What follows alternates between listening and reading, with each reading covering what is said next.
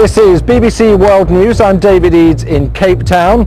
The waiting is over. The World Cup kicks off in South Africa. The hosts opening the games with the first match against Mexico, the forgotten team.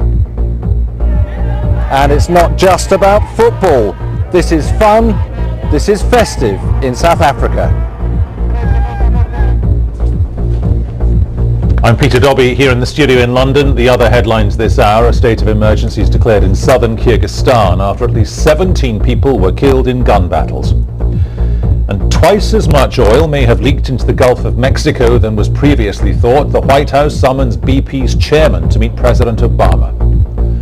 Also this hour, voters in Belgium prepare for the polls as the country grapples with the crisis over devolution.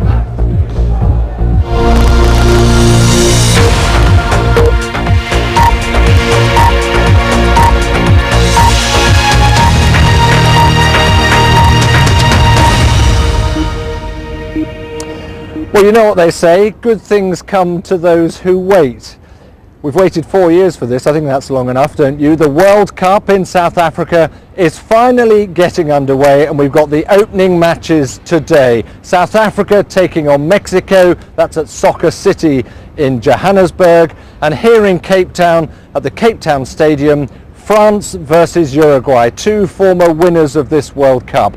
And it's just worth reflecting on how they've got here. How many countries went through the qualifying and failed? Only 32 make the finals themselves, and now we have fans from around 32 countries, indeed from around the world, arriving in South Africa, just hoping that their team will go the whole way to the final on the 11th of July. Well, among those hoping, obviously, are the hosts themselves, hoping for a World Cup that goes according to plan, not least, but also believing that their team, which has been described as hopeless and hapless in the last few months, is finally coming into form. Jim Lumsden has this report on Bafana Bafana. As victory parades go, this one may have proved a little premature. South Africa's footballers are far from assured of progress to the knockout stages, so why not get the celebrations in early? This World Cup promises to be one of the most colourful, and Bafana Bafana get things going when they square up to Mexico in front of over 90,000 vuvuzela-wielding fans in Soccer City. They'll be under pressure to make a good start and avoid becoming the first World Cup host nation to fail to qualify for the second round. The good things about Bafana Bafana now, we really can say this team has a face, this team has an identity, we are confident and we want to deliver. The South Africa coach has called the Mexico side the most daring in the tournament. A considerable amount of preparation has gone into their World Cup build-up. The Mexicans have played 12 friendlies this year alone. We've had 60 days together playing as a team with the incorporation of the European players, and we've arrived at the level we wanted to arrive at. We're very motivated, very convinced that we will do well on the pitch, and with a lot of self-belief that it will be a big day for Mexico. Mexico have failed to make it past the first round in the last 4 World Cups. This time the form book suggests otherwise. Their final warm-up game, a 2-1 victory over world champions Italy. Jim Lumsden, BBC News. Can't be bad if you can beat the world champions to get here, can it? There have been so many question marks, of course, about whether South Africa can host this tournament successfully, and they feel that they have answered pretty much every question so far thrown up for them. Now is the time for, I suppose, the acid test, and the sports minister has been speaking to my colleague from BBC Arabic service to explain how they felt they were going to do. He told Sharif El Sharif that they were very confident they would do a very good job. If you look at the analysis of the criminal activities in South Africa, they show that the biggest number of crime is a crime between people who know each other. They fight about this, they fight about that. Now they don't know these foreigners. They are not going to fight with them about anything. But in any country of the world, I can tell you that there are areas where people must be careful when they go to.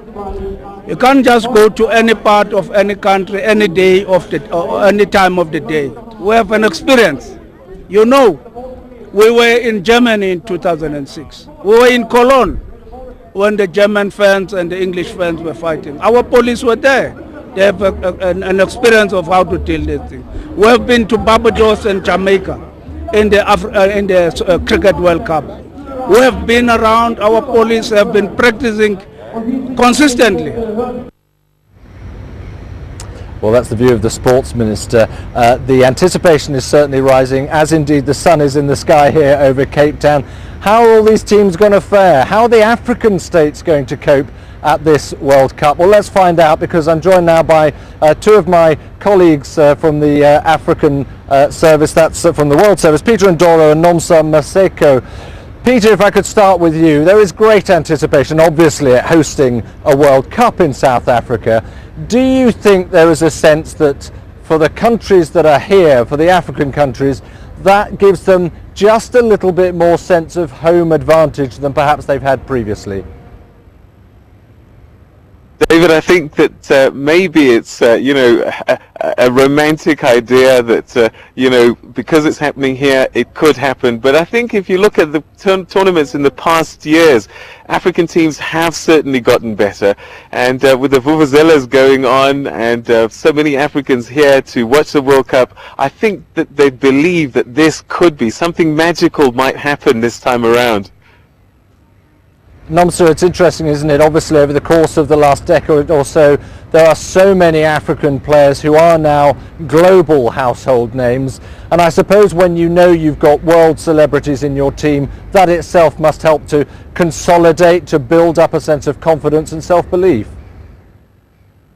It's definitely a confidence booster. In fact, last night felt like New Year's Eve here in Johannesburg as people partied up a storm. They basically were saying that the World Cup for them started last night.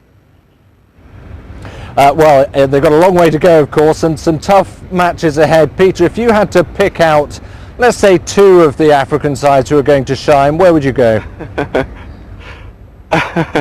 Do you know, I think a while ago I might have completely written off South Africa, but they've had a really good string of results, and listening to some of the players in the past few days in the interviews, there's a definite commitment that they have. So I think if you're going to put some money on outside chance, South Africa could go quite far. But I think the powerhouses, Nigeria certainly are always going to be there or thereabouts.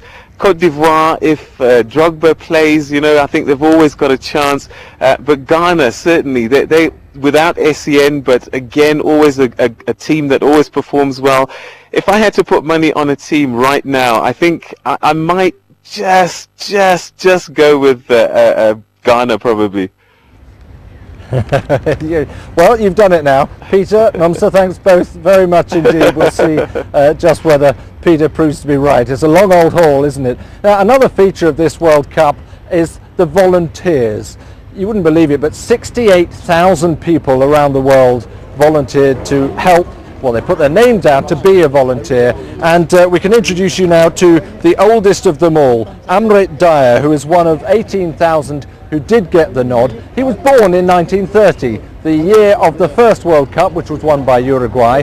He is South African. He's lived through some very hard times in this country, but he will be serving as an airport information desk in Port Elizabeth. So if you are passing through Port Elizabeth Airport Information Desk, you just might want to say hello and congratulations to him. Well, I have to say, this is another glorious day. We've been told to expect weather which is variable at best in Cape Town. The last 2 days have been spectacularly perfect almost. Let's see what the future holds for this World Cup. Matt Taylor has the weather for us. Well, it does look like the weather is set to be kind to us on this opening day of the competition. I'll show you the satellite picture from earlier. This clump of white here is an area of cloud that's been bringing rain across parts of the Free State, KwaZulu-Natal and the Eastern Cape. We'll continue to do so on Friday. Now, some of that rain is welcome, but key cities are Cape Town and Johannesburg for Friday's match.